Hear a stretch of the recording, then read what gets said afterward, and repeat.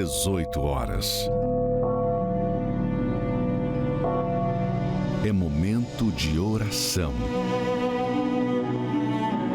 Vamos falar com Deus.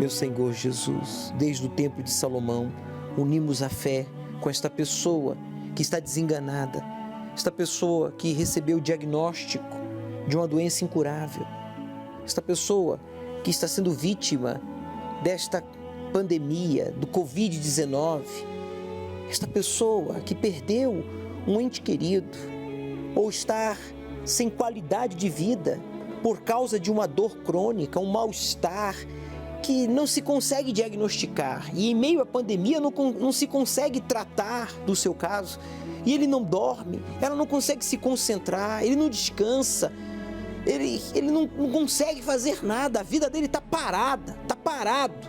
Este homem percebe, esta mulher percebe que a sua vida está literalmente parada no tempo. Com uma observação, está só piorando, envelhecendo, perdendo oportunidades.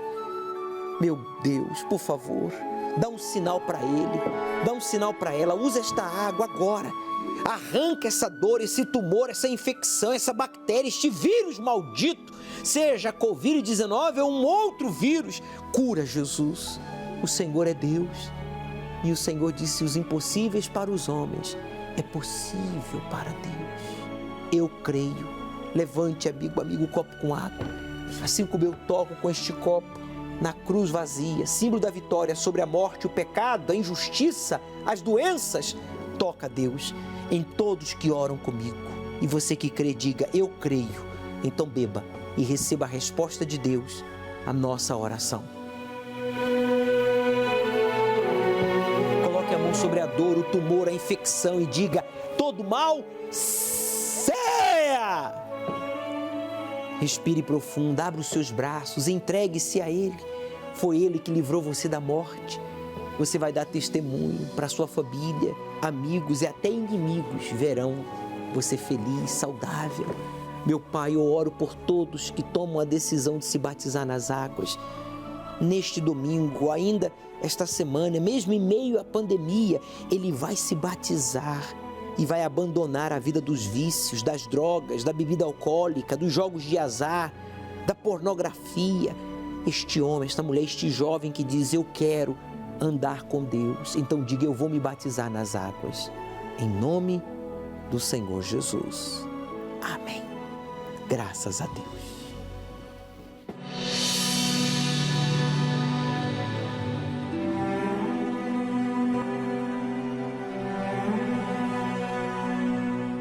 Meu nome é Camila Pinheiro Brígido, eu tenho 40 anos, eu sou cabeleireira. Eu tive uma infância muito difícil, onde o meu pai era alcoólatra, então dentro da minha casa eram muitas brigas. O meu pai chegava bêbado em casa, começava a quebrar tudo. E diferente das outras casas, que normalmente o marido agride a mulher, na casa da minha mãe era diferente. Meu pai chegava bêbado, quem batia nele era minha mãe.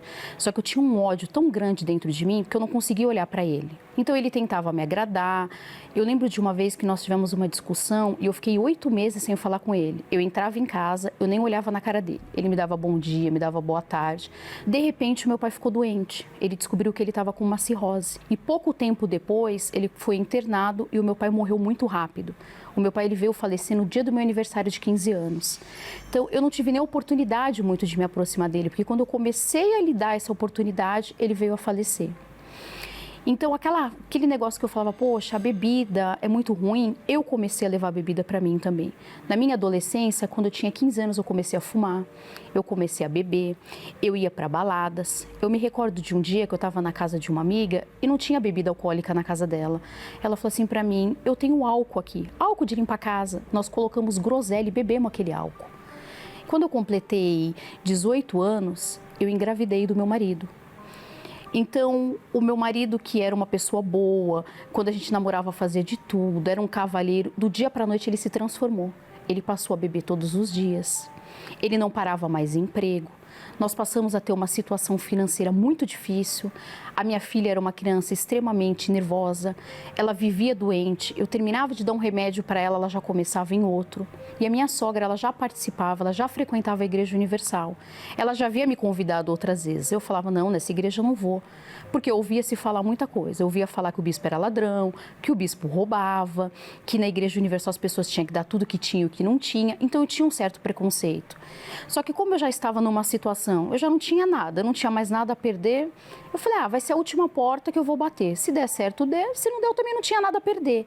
Então eu vim, participei de uma reunião com ela e eu vi que realmente aquele dia eu saí diferente. Algo aconteceu naquele dia. No primeiro dia que eu vim, eu senti paz. Eu que às vezes não conseguia dormir porque eu tinha insônia, eu tive depressão, eu tinha tristeza. Aquele dia eu percebi que eu saí diferente. Então eu falei, poxa, esse é o caminho. Eu falei, a partir de hoje eu nunca mais vou fumar. E a partir daquele dia eu larguei o cigarro, a bebida, eu comecei a mudar. A partir do momento que eu comecei a mudar, Deus começou a trabalhar em mim. E o dia mais especial da minha vida foi o dia que eu recebi o Espírito Santo. Aquele dia foi um dia que eu não consigo nem descrever. Tudo mudou dentro de mim. Eu que era uma pessoa nervosa, eu que era uma pessoa, muitas das vezes, que não levava desaforo para casa. A pessoa que falasse qualquer coisa para mim era toma lá da cá. Eu era uma pessoa assim. Ali eu comecei a mudar. E conforme eu fui mudando o meu interior, eu passei a ver as coisas diferente, né? Aqueles maus olhos que eu tinha para a igreja, eu falei assim, poxa, olha, tá vendo? Foi o único lugar que me ajudou. Quando eu mais precisei, foi o lugar que me ajudou. E eu, nesse percurso todo, meu esposo vinha para a igreja, minha filha também. Era uma vida, a minha vida estava andando, estava caminhando. O meu esposo, ele decidiu parar de vir para a igreja. E tudo aquilo que eu não queria que acontecesse com a minha filha, acabou acontecendo. Ou seja, a minha mãe, eu já tinha esse problema. Eu já via minha mãe brigando com o meu pai por conta de bebida. E era uma vida que eu falava que eu não queria para minha filha. Só que ela estava passando pelas mesmas coisas que eu passava. E ela começou a ter o quê? Muita raiva do pai também. Porque ela via ele me maltratando, ela via ele fazendo eu passar vergonha perante as pessoas. Festa de família, eu sempre tomava cuidado. Quando eu sabia que ele começava a beber demais, eu até evitava de conversar com ele, porque eu sabia que ele ia fazer eu passar vergonha. E quando ele completou 37 anos, ele teve um infarto. E nesse infarto, ele quase morreu. Ele teve que fazer dois stents no coração, ele passou por um processo. E ele teve que parar de beber e ele teve que parar de fumar. Só que mesmo assim, ele com o coração duro, ele não vinha para a igreja. Foi passando um tempo e assim, em momento algum eu pensei em desistir, porque eu sabia o que Deus podia fazer. Eu sabia a força que eu tinha dentro de mim. Eu lutei, mesmo estando dentro da igreja, mesmo recebendo o Espírito Santo, eu passei por essa prova. Então o Espírito Santo, ele me deu força, ele me dava coragem. Eu sempre olhava para aquele altar e eu imaginava eu, ele e a minha filha, eu dando o meu testemunho naquele altar. Então eu não desisti dele. Eu falava, não, eu não vou me separar. E um belo dia ele resolveu ir passar a virada de ano comigo na igreja. Aí ele ia um dia, outro dia ele não ia e de repente ele se firmou. Hoje nós três vamos para a igreja. Eu que passava necessidades, que muitas das vezes eu não tinha nem dinheiro para pagar o ônibus, eu comprei o meu carro. Eu que trabalhava de empregada, hoje Deus me abençoou. Hoje eu tenho o meu salão de beleza, hoje tem alegria. Hoje não tenho mais aquela casa que eu tinha no passado, de brigas, de bebida. Hoje a gente senta junto, a gente janta junto, a gente conversa. Outro dia nós até saímos para jantar e minha filha falou, nossa mãe, olha a diferença.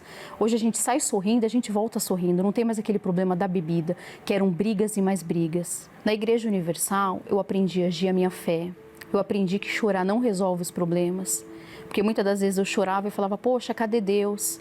Então eu aprendi a lutar, eu aprendi a não ser uma mulher fraca, eu aprendi a ir atrás daquilo que eu quero, eu aprendi a ser uma pessoa determinada. O Espírito Santo para mim é tudo. Ele mudou a minha vida, ele me traz alegria, ele me traz felicidade.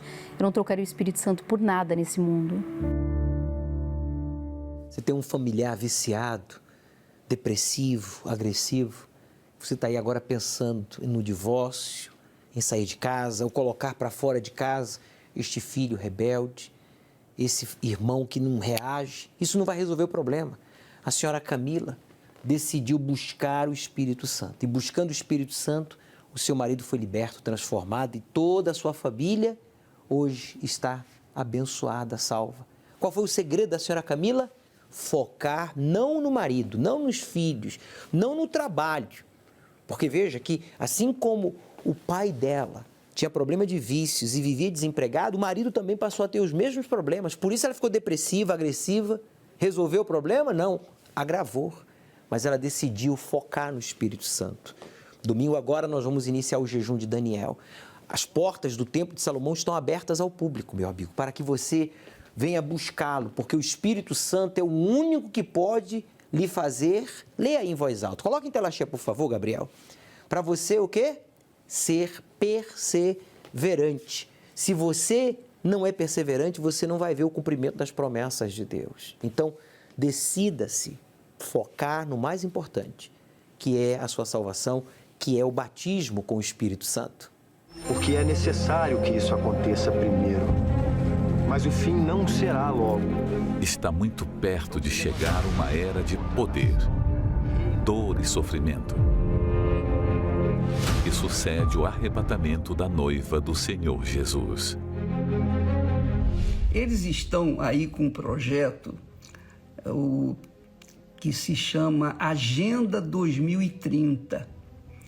Esse projeto de Agenda 2030 é um projeto satânico, diabólico, mas tem toda a maquiagem de uma coisa bonita, uma coisa que vai resolver os problemas da humanidade. Esse projeto Agenda 2030 é um plano que tem 17 itens, e dentre os quais tem um item que diz assim: a partir dali não vai haver nem homem nem mulher. Já começa a esculhambação. Não vai haver nem homem nem mulher. Não vai ter mais esse negócio feminino e masculino. Isso aí, essa Agenda 2030, que foi assinada por quase 200 países, é uma agenda da esquerda. É uma clara demonstração da vinda, do surgimento do anticristo. 2030. Quer dizer, que se esse bandido se manifestar em 2030, se isso for real, então o nosso Senhor vai chegar antes de 2030. Quer dizer, quem vai ser arrebatado antes da manifestação do anticristo. E aí eu fiquei lembrando das palavras e o Espírito Santo me lembrou daquela palavra que Jesus disse: não se turbe o vosso coração. Jesus falando: não se turbe o vosso coração. Credes em Deus, crede também em mim. Crer não é, eu acredito em Deus e viver no pecado, não. Crer em Deus significa você crer de forma que você se afasta, fica longe do pecado. Isso é que é crer em Deus, você viver na justiça, é viver de acordo com a palavra de Deus, na justiça justa de Deus. É isso que é crer em Deus. É isso que é a obra de Deus. A obra de Deus é você viver na justiça. Se você viver na justiça, você já está fazendo a obra de Deus.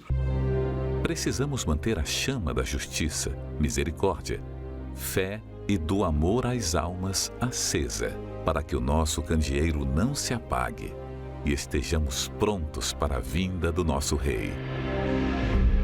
Domingo, às 18 horas, acompanhe a reunião do estudo do Apocalipse online, pelas mídias oficiais da Igreja Universal, ao pôr do sol, direto do Templo de Salomão.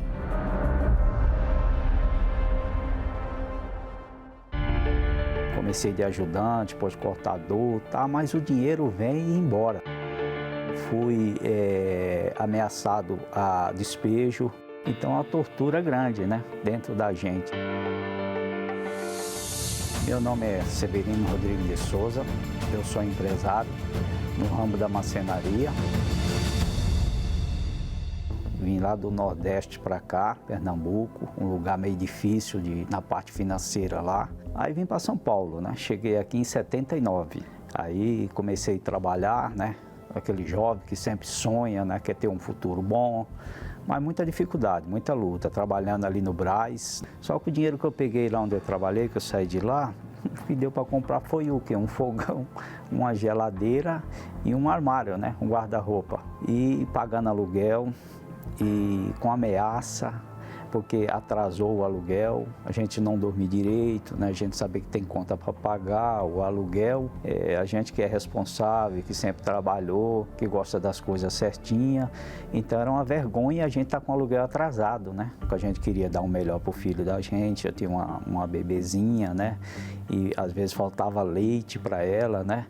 E era duro, né? Inclusive, uma vez eu estava vindo para casa e um senhor me chamou lá, que ele estava montando uma sorveteria, tudo, e falou, entra aqui e tal, tal. Eu vi aquele monte de leite lá para ele fazer o sorvete e minha filha precisando. Nossa, aquilo doeu, né? Aquilo foi duro, aquele dia lá, porque eu vi a necessidade, né, da minha filha e é fácil não, né? Eu cheguei em casa e ele, uma coisa assim que foi por Deus, né? Que ele falou assim, pega 2 leites aí, leva para casa aí. Eu falei, olha, meu Deus do céu, que humilhação, né? Eu peguei o leite, levei para casa, então... E foi assim que eu conheci uma pessoa lá onde eu trabalhei, você vê, tantos anos atrás, até hoje eu não esqueço o nome, Luiz, era da Igreja Universal, aí me evangelizou, tudo. Aí eu cheguei na Igreja Universal, através desse amigo aí que me convidou, né? Aí lá eu descobri por que minha vida não acontecia as coisas certas, não dava certa, né? Foi um homem do altar, um homem de Deus, através da palavra ali, que me ensinou um relacionamento com Deus, através do dízimo, da devolução, que quando eu cheguei era muito pouco, insignificante, mas era a fidelidade. E dali Deus me deu uma direção, Ele foi me orientando, né? E através dali eu vi uma pessoa trabalhando com móveis, fazendo móveis. Ali Deus me deu uma inspiração. Aí foi onde eu comecei a mexer com móveis, a trabalhar, a montar marcenaria. E hoje, graças a Deus, um empresário da marcenaria aí. Deus me fez possuir essa empresa. E através dessa empresa, hoje, a gente dá o melhor, né? Para minha filha, para minha esposa, né? Hoje a gente tem um carro de passeio, tem um carro de trabalho, a gente pode viajar. Eu viajo com a minha esposa em janeiro, né? Dou o melhor para ela, a gente come o melhor. Por quê? Porque Deus nos dá essas condições. Essa pandemia aí, a gente andou na contramão. Muita gente desesperada, sendo mandada embora, e nosso serviço dobrou, a ponto da gente não dar conta de tanto serviço. Mas isso tudo graças ao quê? É o que a gente aprendeu no início. A gente hoje, né, mora numa casa aí de 400 metros de área construída, né? A gente está com muito serviço. Eu tenho um serviço até abril de 2021 já fechado, entendeu? Os clientes aí, a gente também procura ser fiel na nossa palavra, nos prazos, que isso é muito importante para o profissional, manter a sua palavra. E hoje, graças a Deus, a gente arrebenta aí com o serviço aí. Penso que nada mais humilha um pai de família que não ter para o básico, o leite para a sua filha, o seu filho, não ter para o aluguel e ser ameaçado de ser despejado por não ter como pagar o aluguel. Isso é humilhante. O senhor Severino sentiu essa dor. Hoje ele tem o prazer de prosperar e dar à sua família o melhor, casa própria, segurança, prosperidade, comer, vestir, dirigir e desfrutar do melhor. Por quê? Porque é promessa de Deus. É promessa de Deus que aqueles que o servem vivam a vida abençoada e não a vida miserável. Veja, Salmo 112, versículo 4. A luz brilha na escuridão para aqueles que são fiéis ao Deus vivo. Vem para mim, por favor. Você está vendo? Nós estamos em meio à escuridão, estamos em meio à pandemia. Mas mesmo em meio à pandemia, o senhor Severino tem prosperado, porque ele tem sido fiel a Deus. Para aqueles que são bondosos, veja, misericordiosos e honestos. Você tem sido honesto, misericordioso e bondoso? Tenho. Está prosperando? Não.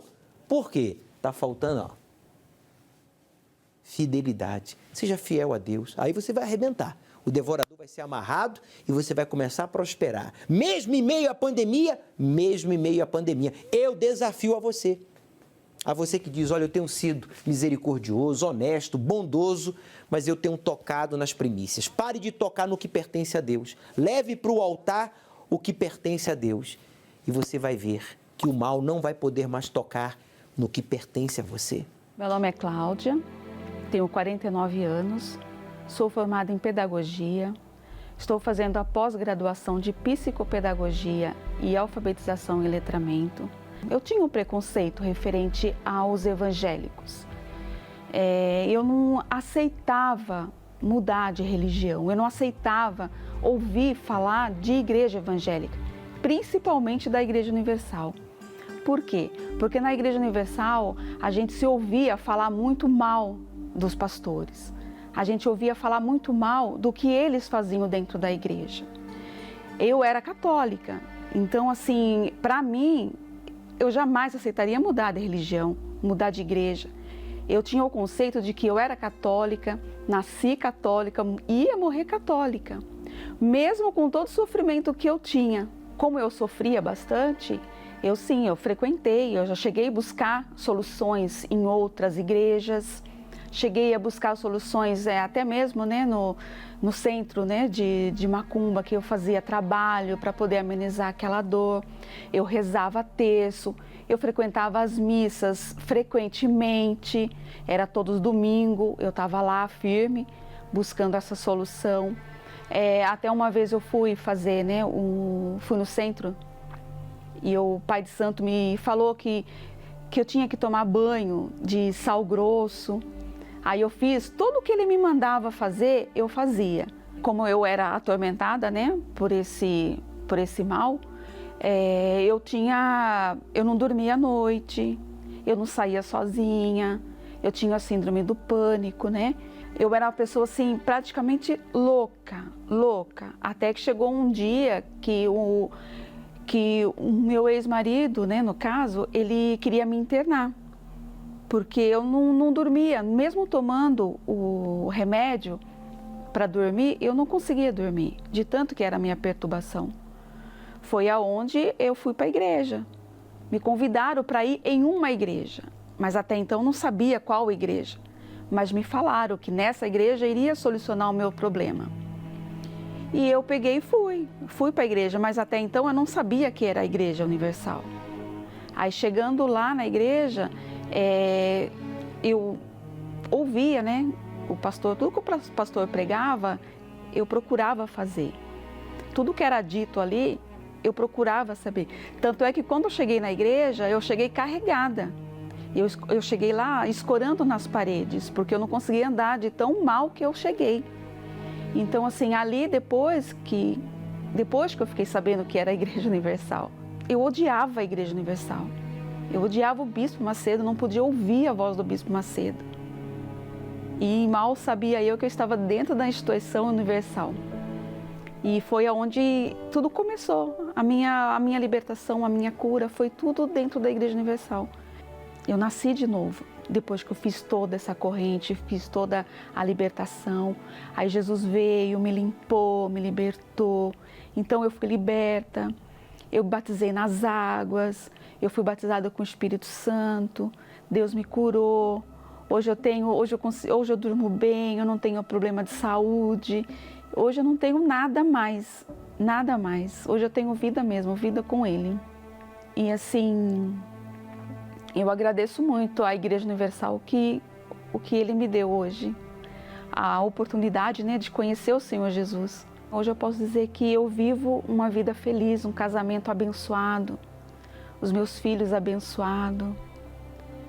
Eu tenho uma vida que eu jamais um dia imaginaria que eu ia ter, que é a paz interior. Hoje pode estar caindo o mundo, que eu tenho certeza de que eu vou vencer. Então tem jeito. Deixa os preconceitos de lado, deixa aquele achismo, porque eu acho isso, porque eu acho aquilo.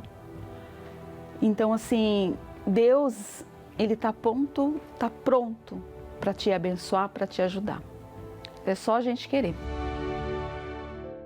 Você tem sido preconceituoso com os evangélicos pelo fato de você ter maus exemplos dentro da sua própria casa, ou no seu trabalho, na sua vizinhança. Há exemplo da Cláudia, que o pai falava de Deus, mas não demonstrava Deus, nem na sua vida, nem na sua fé e nem no seu caráter. Aí, realmente, ele estava vacinando as pessoas contra o Senhor Jesus. Mas quando a Cláudia conheceu o Deus vivo que nós apresentamos na Igreja Universal, porque nós vivemos o que pregamos e pregamos o que vivemos, hoje está aqui, transformada, com seu casamento e a sua família unida.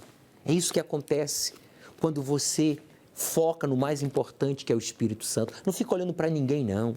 Não olha para quem dá maus exemplos, olha para os bons exemplos, olha para a palavra de Deus. Porque o que a religião fez por você? Eu sei, só lhe decepcionou, porque foi isso que aconteceu comigo. Olha só, ignorância vence quando você ignora a Bíblia Sagrada. Pare de ignorar a Bíblia Sagrada e você vai deixar de ser ignorante. Você vai ser uma pessoa realizada. Domingo agora vamos iniciar o jejum de Daniel. Domingo agora até o dia 11 de abril. Você poderá entrar no Templo de Salomão, fazer as suas orações, ir para o altar, cumprir com seus votos e adorar a Deus. E nós vamos estudar o livro do Apocalipse às 18 horas, desde o Templo de Salomão. Prepare a sua Bíblia. Aceite o desafio de obedecer ao Deus vivo. E Ele transformará a sua vida.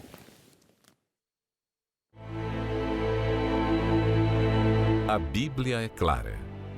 O mundo vai acabar um dia. Mas as Escrituras não especificam quando isso acontecerá. Em vez disso, apontam para os sinais. Esses sinais incluem tragédias, violência, desamor, doenças, terremotos em vários lugares, rápido aumento do conhecimento, entre outros. A pandemia global do coronavírus pode acelerar a ascensão da nova ordem mundial?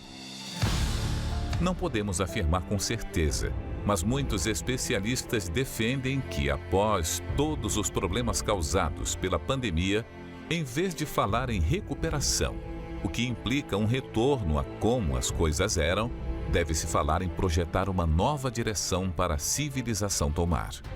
Isso tem sido um sonho dos globalistas há muitos anos, que esperam uma oportunidade para colocar em prática.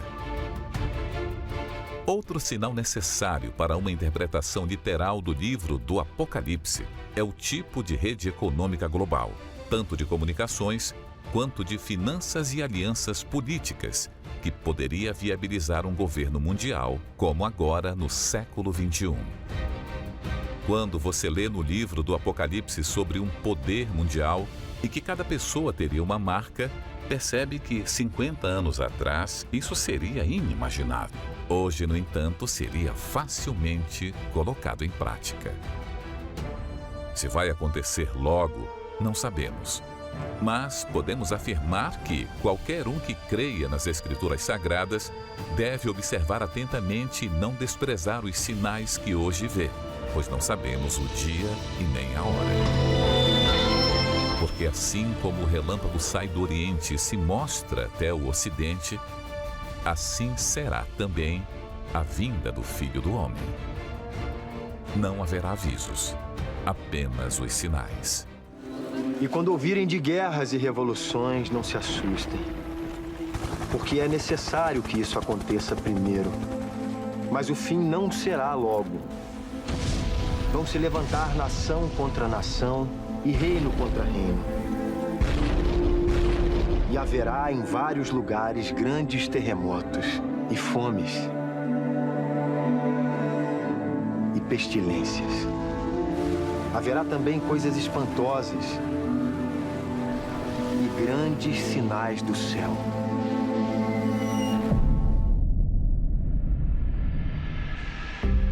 Domingo, às 18 horas.